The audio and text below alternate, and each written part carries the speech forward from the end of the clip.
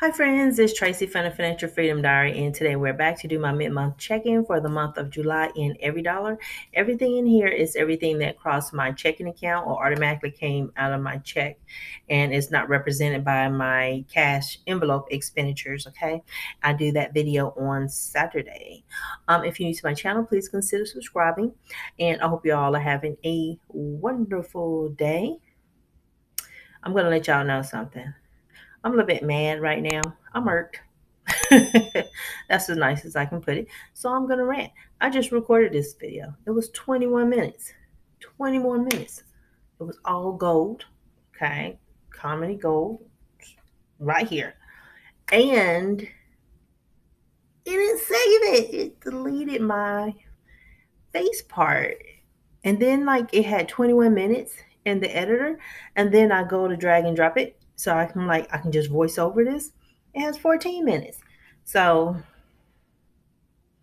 if I seem moody, y'all, we're going to chalk that one up because I'm mad right now. I got to edit this stuff. Ain't nobody got time for this. So all my transactions right now are all classified and they're all logged in all the little categories and stuff. And this is just some crap, man. But I'm okay. I'm going to email somebody. That's what's going to happen because I just can't let this kind of stuff fly. I logged both of my paychecks. I got paid on the 30th and I'll get paid on the 15th. And both of those are going to be $2672.46. Dignity, Tracy, dignity. And then I logged my cash envelope savings. I had originally estimated $50 and I actually saved $85. And so that's that transaction here. And also my June rollover. Y'all saw that was from my savings from my utilities, which was $121. And so you're probably already looking and seeing that I have $161.70 left to budget. I won't be categorizing that. And the reason why is because I haven't made the adjustments for the 121 in my budgeted column. And if I go ahead and start spending that now, I would have double spent it because it was already included in the student loan payment that I've already made. And so you'll see at the end of the month how I reconcile it, and that will go down some. Now, the one thing I haven't done is move my $50 over for my subscriptions. This is for my Sam's Club membership, which I'm on the fence if I need that or not. I haven't been to Sam's Club since the pandemic started. In my housing area, I did pay my rent. I estimated $9.90 and I paid $9.97. They haven't started back charging us at $3.95 for the credit card processing fee yet.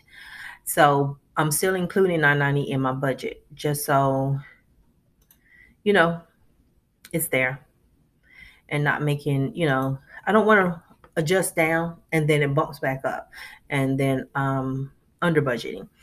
So for gas, I did fill up my tank once, and that was for $17.30. And car maintenance, this is a cash envelope, and I did take out $75 for that. Groceries, I actually took out $246 from the bank, and let me adjust this because I rolled over $54 from the month of June. So I'm going to put that in as an expense because it was a cash envelope rollover. So I'll take care of that. How do you spell rollover? Is it one word or two words? I'm going to go with two. I'm going to go with one. I don't know. I'm a little bit irked. I'm mad and spelling is not required. There. And so now that fills that up so you don't see that little gap down here. Now, subscriptions, $2.99. That's for my iCloud storage. You guys know that I do have some footage that I shot on my cell phone when I was moving out of my previous apartment. So I wanted to make sure I had enough room to take additional pictures, but still save that stuff from that apartment just in case they ever come back with anything. I know how I left it. Household repairs. I had already done the cash envelope rollover here in this category. I took out $30 for it, but I rolled over $20 from the previous month. Laundry was 45. I never count my rollover in laundry. I always take out 45. So typically I spend about $10 a week in laundry. And then that way, in a 4-week month, I need $40. But on a 5-week month, I need $50. So I just take out a flat 45. Just make it easier on for myself. And not cash envelopes, my pocket money. I took out $89 from the bank. $11 rolled over from June. And then I made a purchase from Etsy for $38.50. So what I do is when I do make an online purchase like this, so this is my August sticker kit, I am going to take that money out of my cash envelopes and I am going to deposit it into the bank. My sons will be giving me money this week for the cell phone bill. So I will have all that money with me and I'll just take it, put it in the bank. And it just all kind of washes itself. I don't make online purchases if I don't have the money in my wallet to pay for it. I hope that makes sense. Because if not, I'll double dip. So I'll like spend 138 instead of my goal, which is 100. And that is not the plan. So I didn't take care of this. So the boys, they get $6 a month from me. That's $30 per paycheck goes directly to them into the savings accounts that I created a long time ago at our credit union. And I say our credit union because we all now work for the same company. And so they do bank there. And I'm going to do this one for July 15th because that's coming up. And that is that. Sam's Club hasn't come out yet. And so when that process is through, I will shift the money from my subscriptions, not my subscriptions, but from my sinking funds account back into my checking account. And this is just my health insurance, and I pay $22.44 a month, so that's $11.22 per paycheck. That's health, dental, and vision, which I probably need to go get my eyes checked. I paid $23.25 for my renter's insurance. Excuse me, my voice is trying to go out. And identity theft is $6.96. This is one of those that also comes out of my paycheck every month, and that the next one for $3.48 is going to come out on the 15th. Now for student loans, I dragged and dropped 2 transactions in here. One was the 121, which you guys saw when I reconciled the end of the month for June. I made that $121 payment to my student loan, and then the second one was $824.98, and that came from paycheck number 1. And so once I make my payment from paycheck number 2, this $26.67 is not going to be accurate. It's actually going to increase. So let's see, 945.98 plus, what is it, like 1877 out of this check? And so it's going to be about 2822. So that's going to change, and that's where that 171 is going to actually come. And I'm going to be spending it all on these bills.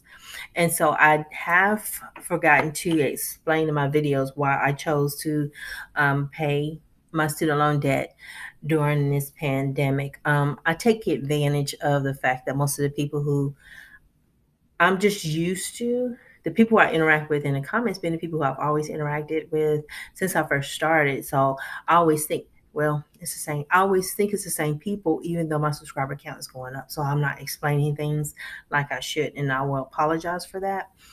And the decision was one where I just took several things into account. One, the company is considered critical, and therefore, like my sons, they're in operations, they have to go to work.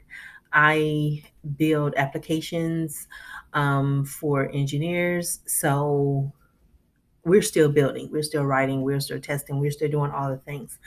And we didn't hear anything that said, okay, you need to be afraid. I was afraid at first, but we did have our meeting with our VP, MD and VP, and we got another one coming up.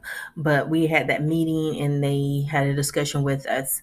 So that was one factor when it came to the job. The second factor was which one was the better plan.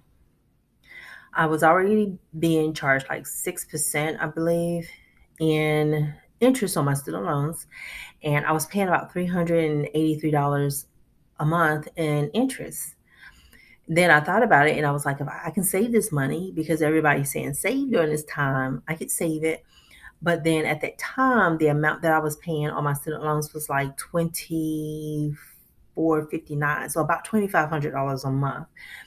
And when I did the math, I'm like, okay, my highest interest yielding account is like 1%. I'm like, I'm not going to make that much money in that time holding it and waiting until that 6 month grace period is over, that forbearance period is over, not a grace period. But when that's over, I wasn't going to make enough money. So I was just like, okay, I'm not going to make that much money. And everything in here, in my heart, felt like I need to go ahead and take advantage of this opportunity while it presented itself.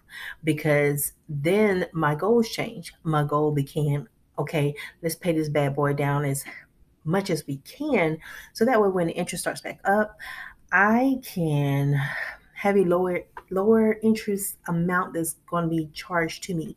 So instead of it being 383, it could be 283. That's $100 a month that I'm saving going forward, not including the savings that I got in that 6 month period, where all of that money I'm putting out is going straight to my principal. And that's what I've been doing. I was looking at what everybody else was saying. I just felt like, if I'm going to make a comparison, our debt amounts need to be the same, our circumstances need to be the same, and I need to know all those things so I can make an apples to apples comparison. Other than that, I would have been moving on the side of a more fear based decision. And I didn't want to do that. I wanted to make sure that it was logical and I'll put together a plan so that I'll follow through, because I know me and I know how I am. I'll tell you guys I'm going to save 2,500, and let's say I got 2,600 at the end of the month. I save 2,500 and then I go and spend the other 100. I know the kind of stuff I get up to. And so staying focused on the debt has allowed me to stay focused on trying to pay the most to it. And so my payments have been from 20, I think like 2,600 to 2,900 in this 0% interest and no payment due time frame. So that's why I did all of that. There was a lot of thinking, and also there was a conversation here at home, um, preparing the boys that if I lose my job, what are the things we were going to do, what I would do to try to secure employment elsewhere, because I knew all the grocery stores were hiring, and I am not above going to put an application at a grocery store. So I'm going to be real with y'all. There's no job beneath me. I mean, unless it's illegal. I ain't doing nothing illegal because I can't be going to jail. But I will do other jobs. I've done them before.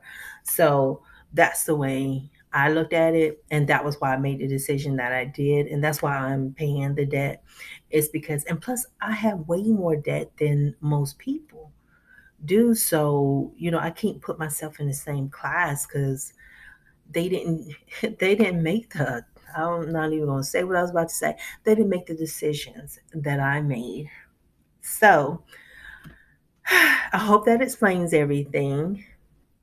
And if I didn't, let me know. Please feel free. You can ask me questions. I don't get mad about a question. Because it is what it is, and I have to live with the decisions that I make anyway. But yeah, I just felt like in my heart of hearts that it was an opportunity that wasn't going to come again, and I need to jump on it. Student loan forgiveness, period. I'm a skeptic on that, and that's me being really honest. I am very skeptical about that. So I just was like, this is close as this gonna get. And so Tracy, get after it. Get after it, because you might not have another opportunity. And that's what I did. And I think, since I have been making these payments, my debt free date was going to be July 2022. And when I looked in undebted, it had moved to May of 2022. So I will tell y'all right now, no regrets, because I am tired of these student loans. I know I did it to myself, but I am tired of these student loans. And with that, you guys, I'm going to let you all go, and I'm going to try not to go eat something sweet. I don't have anything sweet. I wonder if my kids do, but they ain't gonna let me touch their snaps. So I'm gonna try to avoid snacking because I really am pissed that this thing messed up my first recording. But I will talk to y'all later and have a super fantastic, wonderful day. Bye, y'all.